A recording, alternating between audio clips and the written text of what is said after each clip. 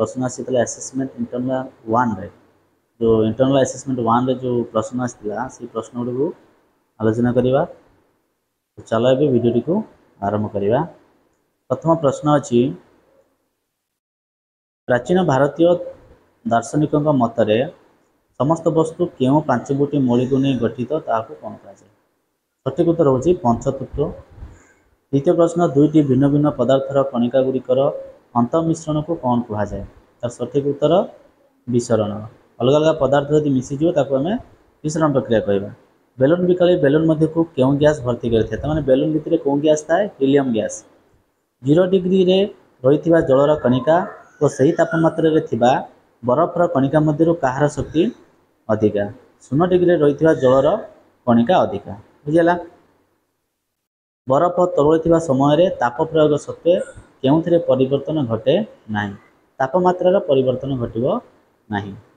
क स्तंभ ख स्तंभ सोडियम क्लोराइड जल यार द्रवण पृथकीकरण को प्रक्रिया करवा बाष्पीकरण प्रक्रिया करवा। कार इंजिन तेल रही जाइतिबा छोट छोट धातु खंडर पृथकीकरण को पद्धति करवा परिश्रवण पद्धति करवा।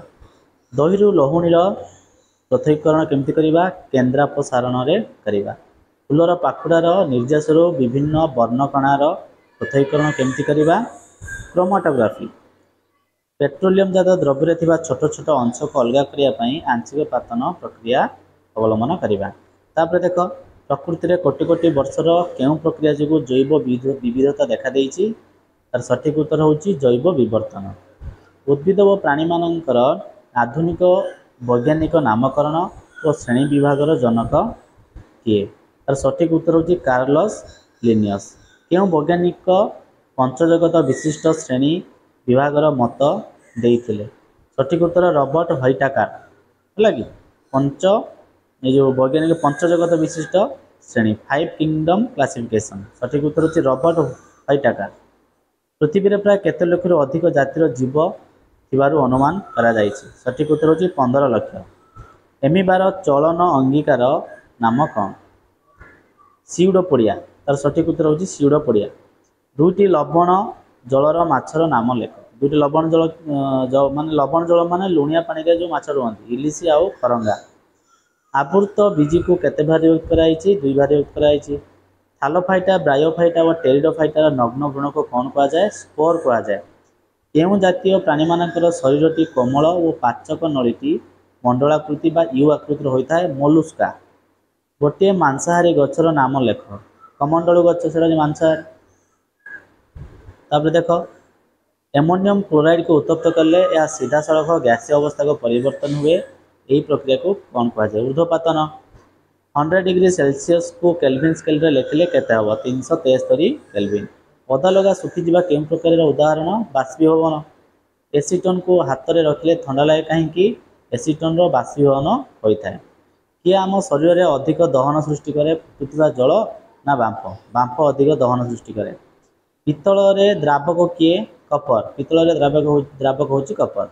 एक निर्दिष्ट तापमात्रा रे गोटे पृक्त द्रवण नहीं ताहाको धीरे धीरे ठंडा कले कौन है। तार सठिक उत्तर द्रवणीयता ह्रास हम। कलॉइड द्रवण रे कहीं आलोकर गतिपथ दृश्यमान हुए टिंडाल सिद्धांत जो है। टिंडाल सिद्धांत जो कलॉइड द्रवण रे आलोकर गतिपथ दृश्यमान हुए।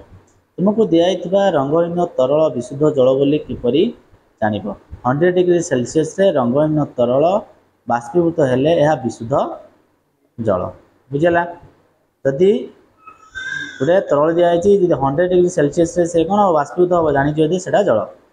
साधारण तापमात्रा केतोटी मौलिक तरल अवस्था रही था आंसर होची 2टी। ब्रायोफाइटा उद्भिद क्या द्वारा खाद्य और जल संग्रह करे। सठिक उत्तर राइजोएड। हाइड्रा केउं पर्वर अंतर्गत सिलन टेरेटा। हाइड्रा सिलन टेरेटा पर्वर अंतर्भुक्त। फंजाई और आलजी एकाठी मिसी बसवास करुथिबा जीवन प्रणाली को कौन कहा जाए सहजीविता।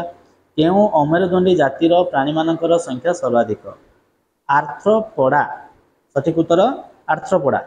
जिया और जोकर रेचनंगर नाम कौन आदिब्रुकक बा नेफ्रिडिया। तापरे संपर्क लिखा धान एक बीजपत्री मका एक बीजपत्री। बिराड़ी फेलिस डोमेस्टिका मनीष होमो सापियंस। डोडो पक्षी विलुप्त जाति सुवर्ण मर्कट दुर्लभ जाति। मार्सेलिया टेरिडोफाइटा स्पाइरोगाइरा थालोफाइटा जाति मानकर समष्टि प्रजाति सेमानकर समाहार करब। तो ये आम नवम श्रेणी रे जो इंटरनल असेसमेंट एक रे जो सब प्रश्न आसीथिला विज्ञान रे ताको हम सब आलोचना करदेलु। जदि वीडियोटी को नुआ करी देखुथिबे चैनल को नुआ करी देखुथिबे ताल निश्चित भाव में पिला माने चैनल को सब्सक्राइब करिवो लाइक शेयर कमेंट करिवो कहबे भूलिबा नै। एमिति नुआ नुआ वीडियो देखिया पई निश्चित भाव में सब्सक्राइब करिवो। जय जगन्नाथ। Thank you.